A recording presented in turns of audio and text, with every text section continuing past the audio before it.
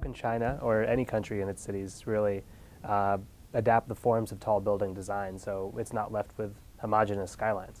Too many tall buildings are scattered around. You know, in the big cities like New York, Hong Kong, where you group all the high-rise buildings more on the same area, which looks really good as a city CBD center. But in China, there's a little bit worry about, you know, there are too many people going to build too many tall buildings in different places scattered around. That will really disturb the skyline. It's not a homogeneous issue. It's more a unbalanced issue. So I really want it to like Putong area where you group all the people here, all the tall buildings here. It forms a very nice picture to the skyline of the city.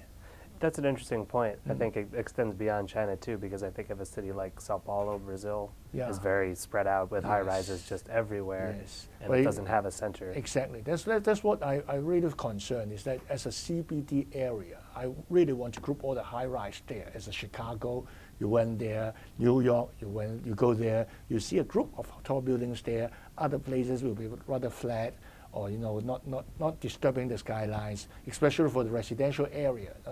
I hate part of Hong Kong too. Suddenly there's a tall building growing up in a residential area. It disturbs everything, you see. I wanted to ask you as well, what are some of the features of vernacular architecture that you'd like to see incorporated but haven't seen yet? I would rather, I think it's more on the, can I use an example to show that? Yeah, please. Though we are talking about high-rise building, but in a place we have a hotel called Casca in Xinjiang. It's 100 meters tall, but it's already the tallest building in that city. So when I first received the design of that building, I found it so modern. It's all marble, all stones, even at the external elevation. But I look at that city, it's actually the south city of the end of the Silk Road, which actually is next to a desert. So I would rather say, why don't you use some particular materials used by the local to reflect the history, the culture. And the problem about these new buildings, new hotels is that people don't recognize the city.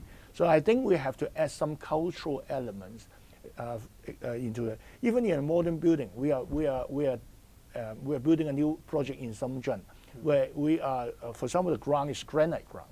So we have to do a lot of explosion to get it to the enough depth. But then the stone, when you got out, can you use it as a decoration? Can you use it as a floor tile? Can you use it as a kind of memorial thing, as the icon?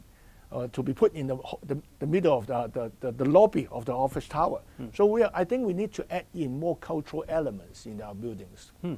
What role do you think nature can play in skyscrapers that hasn't really materialized yet? I think nature should be part of it. I like Midtown in Japan, okay? This development, they have a park outside them. I love my own project called Upper Hills. We have two hills, two parks next to us.